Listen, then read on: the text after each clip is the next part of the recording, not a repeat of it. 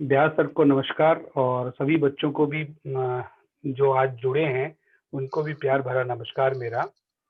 मैं भी एक बात मेरी कहानी से शुरू करना चाहूँगा। मेरी आवाज़ आ रही है व्यास जी आप सब लोगों को?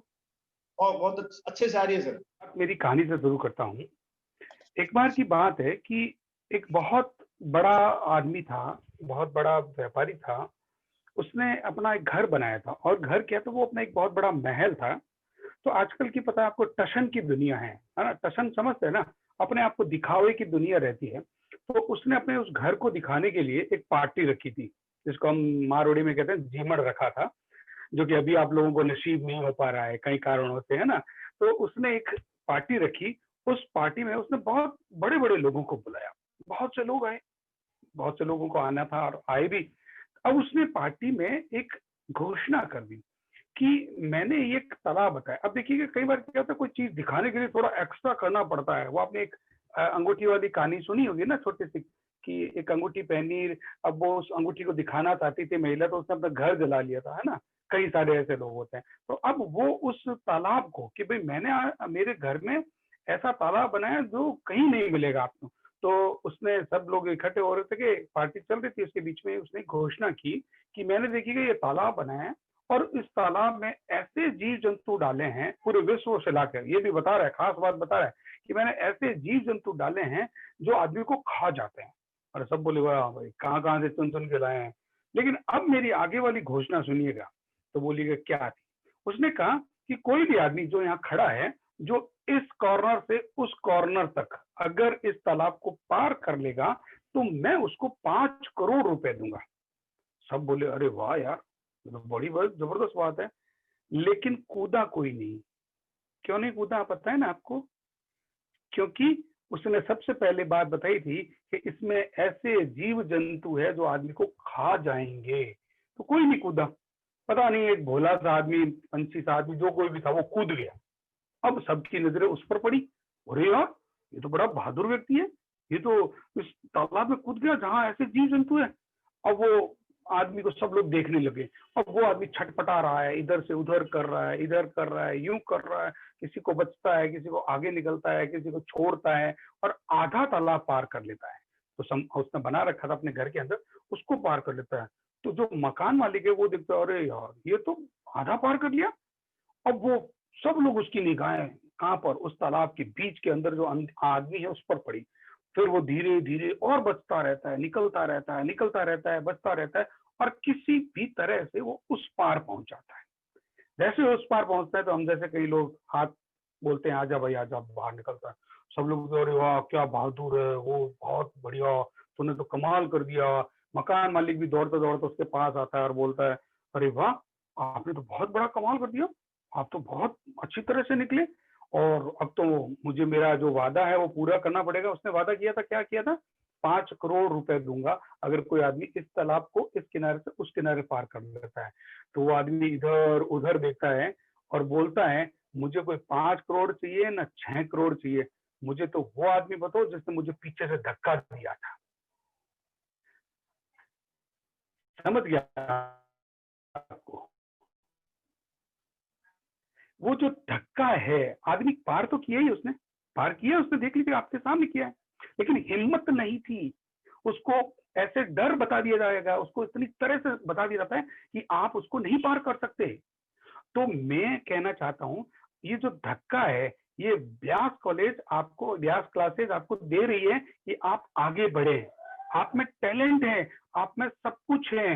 इस कहानी का सारांश सीधा सीधा है कि ये जो व्यास सर आपके लिए धक्के का प्रयास कर रहे हैं, इसी का एक पार्ट ये सेमिनार है कि आप किसी भी तरह के आगे बढ़े। उसके लिए कोई अगर धक्के की जरूरत है तो ही व्यास सर देना चाहते हैं। ठीक है, बात समझ आ गई। अब हम करियर काउंसलिंग की बात करते हैं। देखिएगा, आज से 15-20 साल पहले तो करियर काउंसलिंग नाम की कोई चीज हुआ नहीं करती। हम जब लोग पढ़ते थे, हमें पता नहीं था कि क्या करना है, कैसे करना है। जो कुछ कर रहे थे वो हम कर लेते। आज के जमाने में ऐसा नहीं होना चाहिए। क्यों नहीं होना चाहिए? उसका रीजन है कि आज इतने सारे स्कोप्स आ गए हैं। हर सब्जेक्ट में इतने लंबे चौड़े हमारे पास स्कोप्स हैं कि हम कहाँ जाएं और कैसे जाएं, इन सब की जानकारी आप लोगों तक नहीं होती है, क्योंकि आप अभी पढ़ाई के दौर में गुजर रहे हैं।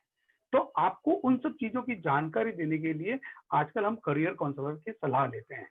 मैं ये कहता हूँ कि करियर काउंसलर कोई भी हो सकता है। आपके ब्यास सर ने तो अभी बहुत अच्छी अच्छी जानकारियां दी थी, 2 कहानी, 2 पिक्चर से उन्होंने सारी चीजें बता दी। तो आप किसी से भी अगर आपको लगता है, वो कोई भी हो सकता है, वो आपका बड़ा भाई हो सकता है, वो आपका टीचर हो सकता है, वो प्रोफेशनल करियर काउंसलर हो सकता है, कोई भी हो सकता है जो आपसे थोड़ा ज्ञान ज्यादा रखता है, जिसको उस विषय की जानकारी होती है, उससे आप जरूर से बातचीत करें अगर आपको नहीं पता लगता है। क्योंकि करियर काउंसलिंग आजकल एक बहुत इंपॉर्टेंट इशू बन गया है, बहुत महत्वपूर्ण रोल अदा करता है। क्यों करता है, ये बात हमें जाननी जरूरी है। देखिएगा, हमें नहीं पता है, सबके अंदर टैलेंट होता है, ये आपको पता है। अभी व्यास सर भी बोल रहे थे कि सबके अंदर एक अलग प्रकार का टैलेंट होता है। तो वो टैलेंट कैसे पता लगाएं, उसके लिए भी करियर काउंसलर जरूरत पड़ती है। तो मैं यहाँ सब अगर पेरेंट्स में कोई साथ है तो मैं उनको कहना चाहता हूँ कि बच्चे के, आपको अगर टैलेंट के बारे में नहीं पता है, तो आजकल की तो बहुत टेक्निक्स आ गई हैं, साइंस इतना आगे बढ़ गया है, साइक्रोमेट्री टेस्ट है, DMIT टेस्ट है, कई सारे ऐसे टेस्ट आ गए हैं जिनसे आप बच्चे की पूरी जानकारी ले सकते हैं कि बच्चा का टैलेंट किस क्षेत्र में है। तो करियर काउंसलर इसमें आपकी हेल्प कर सकता है। करियर काउंसलर आपको ये बता सकता है कि इतने सारे ऑप्शन में से आपके लिए सुटेबल ये ऑप्शन है। अब आपको नहीं पता है, साइंस आप कर रहे हैं, अब साइंस में मुझे कहाँ जाना है, तो मैं या मेरे जैसे लोग आपकी रुचि के अनुसार आपको बता सकते हैं कि आपको यहाँ जाने से फायदा मिलेगा, और ये आपका एकदम एग्जैक्ट आपका गोल होना चाहिए। क्योंकि हम लोग बगैर गोल काम करते हैं, बगैर गोल काम करने से कुछ भी नहीं हो सकता है। तो दोस्तों, सबसे बड़ी बात है, आज के जमाने में करियर काउंसलिंग हमेशा आप लोगों को करवानी चाहिए, आप लोगों को करनी चाहिए, और आपके पेरेंट्स को भी करनी चाहिए।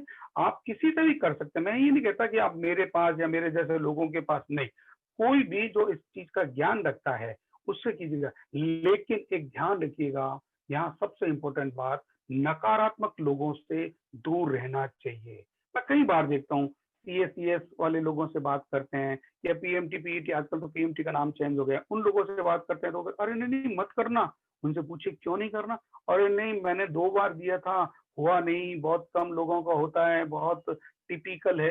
भाई ये क्या मतलब हुआ? अगर आपका नहीं हुआ तो इसका मतलब मेरा भी नहीं होगा, ऐसे कैसे? तो आपको यहाँ एक बड़ी इंपॉर्टेंट बात का ध्यान रखना है, ऐसे नकारात्मक लोगों से बचना है, सकारात्मक लोगों से साथ रहना है। अब नकारात्मक कौन से हैं, सकारात्मक कौन से, वो आपको पता है। अगर आपके अंदर कोई भी नेगेटिविटी, अगर ऐसी चीजें हैं, कई बार क्या होता है, कई लोगों को नॉलेज नहीं होता है, और या वो विफल हो जाते हैं, तो अपने दूसरे लोगों को भी ये कहते हैं तू मत जा, ऐसी चीजें भी, या उनको कोई जानकारी नहीं होती, पूरी अपडेट नहीं होती। एक छोटी सी कहानी फिर सुनाता हूँ, आप सब लोगों को ध्यान में होगा, गूगल बाबा को तो सब लोग जानते हैं आजकल, जानते हैं ना सब लोग, है ना? उस गूगल बाबा के CEO कौन है, CEO कौन है, ध्यान है आपको? कोई टाइप करके अगर बता सकता है तो बताएं मुझे, कि नाम बता सकते हैं तो जल्दी से बता दीजिएगा, नहीं तो फिर मैं मेरी बात को आगे बढ़ाऊं। गूगल के CEO कौन है? गूगल के, हाँ, एक बच्चे ने, प्रकाश व्यास ने लिखा है, सुंदर पिचई। व्यास जी, आपके लिए बड़ी बात है कि आपके बच्चे बहुत टैलेंटेड हैं, हर चीज को जवाब दे पाते हैं, तो अच्छी चीज है। सुंदर पिचई हमारे गूगल के CEO हैं। तो जब वो CEO बने, तो उनकी दादी सास को एक मैसेज पहुंचाया गया कि आपके जो दामाद जी हैं वो गूगल के CEO बन गए। तो कहते अरे वाह, बहुत बढ़िया बात है, अच्छी बात है, चलो बन गए, ठीक है, लेकिन थोड़ी और मेहनत करते ना तो पटवारी बन जाते। अब उनको कैसे समझाएं कि वो पटवारी से कितना 1000 गुना ऊपर की पोस्ट पर है। लेकिन उस दादी के फ्रेमवर्क में क्या था, उस दादी साहब के फ्रेमवर्क में क्या था कि हमारे गांव में तो पटवारी से आगे कोई बड़ा आदमी होता ही नहीं है, तो उसको बेचारी को यही पता था। तो वो ये कहते थे अरे कुछ और मेहनत कर लेता तो वो पटवारी बन जाता। गूगल का CEO बनना तो ठीक है, लेकिन पटवारी बनता तो अच्छा रहता। क्यों? क्योंकि उसको इतने नॉलेज है। तो अब ऐसे लोग भी होते हैं जिनको उनका शॉर्ट नॉलेज होता है, उनको नहीं पता है कि किस तरह की चीजों का आगे क्या कुछ हो रहा है। तो ऐसे नकारात्मक लोगों से आपको बचना चाहिए, दूर रहना चाहिए, सकारात्मक सोच रखने वाले व्यक्तियों के साथ रहना चाहिए। जो सकारात्मक आपको लगता है, देखिएगा, हम नहीं कहते, साइंस ये कहती है कि हम 5 लोगों के एवरेज हैं जो हमारे आसपास रहते हैं, चाहे हमारे माता पिता हैं, हमारे फ्रेंड्स हैं, हमारे टीचर्स हैं, ये सब लोग हमारे साथ जो रहते हैं, हमारे जीवन को सफल बनाने में रहते हैं। अगर ये लोग कुछ ऐसे लोग हैं जो नकारात्मक सोच वाले हैं, तो उनको आपको दूर रहना चाहिए, उनको आपको कट ऑफ कर देना चाहिए। हमें केवल सकारात्मक सोच वाले लोगों के साथ रहना चाहिए, ताकि वो आपको आगे बढ़ा सकें। हमें हमेशा कई सारे लोग, और आपको मैं बता दूं, साइंस, आपके साइंस के स्टूडेंट्स होंगे, हम एक दिन में कितनी हजारों बार सोचते हैं, तो उसमें सबसे ज्यादा सोचें जो आती है वो नकारात्मक की आती है। तो हमें अपने आप पर भी कंट्रोल करके उस नकारात्मक के ऊपर सकारात्मक की जीत करनी पड़ेगी। उस जीत के लिए भी आपको कुछ प्रयास करने पड़ेंगे, ताकि आपके अंदर सकारात्मक सोच रहे। उसके लिए कई सारे टिप्स हैं, वो मैं आपको टिप्स भी बता सकता हूँ। यासर ने मुझे आज जो टाइम दिया है वो 30 से 45 मिनट के बीच में दायरा रखा है, तो मुझे कई सारी चीजों को कवर करना है। तो टिप्स कहेंगे तो मैं आपको अलग से बता दूंगा, और कई सारी चीजें मेरे नोट्स में हैं, कई आर्टिकल्स में हैं, वो भी मैं सर को भेज दूंगा, तो वो आपको सारी जानकारी दे सकते हैं। लेकिन यहाँ सबसे इंपॉर्टेंट बात है कि पहला पॉइंट है कि आपको सकारात्मक रहना है। कोई अगर नकारात्मक आपके साथ अगर रहता है तो उससे दूर कर लीजिएगा, या बहरी बन जाइएगा। इस कान से निकालो, उस कान को इस कान से डालो, इस कान से निकाल दिया करो, तो बहरे वाली स्थिति बन जाएगी। अगर आप वो करेंगे तो ही आप जीवन में सफल हो पाएंगे, नहीं तो आप जीवन में सफल नहीं हो पाएंगे। और एक दूसरी बड़ी बात कि आपका गोल फिक्स होना चाहिए। आप किसी की भी सहायता से लेके अपना गोल निश्चित कर लीजिएगा। ये जो एज है, जो 9वीं से 12वीं तक वाली एज, यहाँ आपकी सारी चीजें डिसाइड हो जानी चाहिए।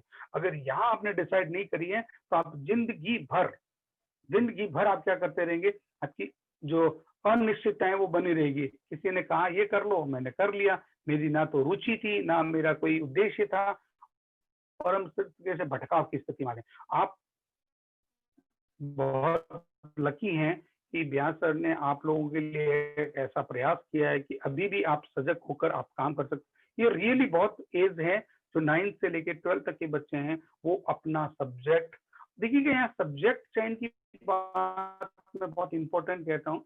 सब्जेक्ट केवल अभी के लिए नहीं करें, क्योंकि पूरी साइंस पूरी भर, क्यों? क्योंकि इसी से तो आपको अपना करियर बनाना है। ये ऐसा नहीं कि 12th सब्जेक्ट